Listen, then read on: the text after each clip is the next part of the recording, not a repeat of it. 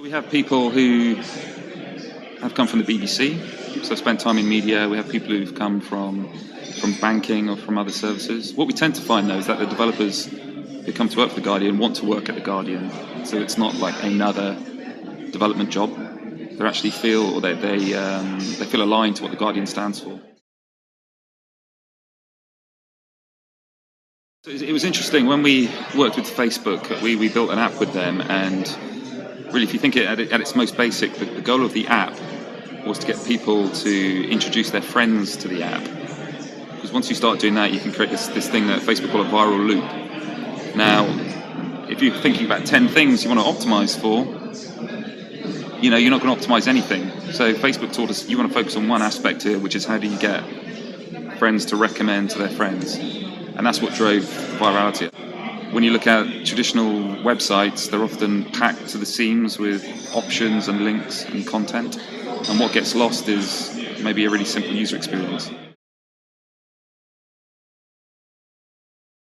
So I think we see some evidence of that. I mean, to be honest, at the moment, we're still providing the same type of content, but just to a smaller device.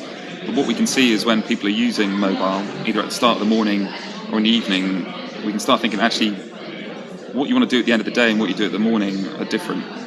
And so we're thinking more about what are the right content formats that suit what the audience needs at that time. So a simple example could be if people are sort of grabbing quick moments on mobile first thing in the morning, then we need to make our news much more simple, more compressed. Whereas when people have longer times, perhaps in the evening, then you might be able to surface more long-form journalism. But again, it's kind of early stages with this, and we're just trying to do some experiments.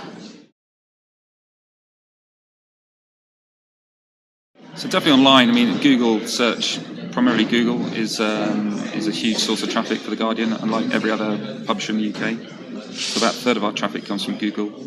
Increasingly on mobile, though, we're starting to see more social referrals coming through, because we know that more people are spending more time on mobile, on social platforms. So we're seeing a larger share on mobile coming in from the likes of Twitter and Facebook. That's a tough one. I think when somebody has a very clear intent, they know what they're looking for, they use search. So when people are purchasing, when they're buying, Google is the primary means of doing that. I think it's a mix, though. So it depends on the context of the user. If they're in a social, they want to see what their friends are doing, then we've got to make sure our content is surfacing on social. But it's a mix, I think, and I think the user doesn't fall into one or two camps. Depending on their intent at any given time, they can be either. So Twitter drives a pretty reasonable amount of traffic to The Guardian. It's that and Facebook are on a par, I would say. I think for people who want a news experience, Twitter is probably more valuable to them than Facebook, because they can really drill into the topics of interest that they want to follow.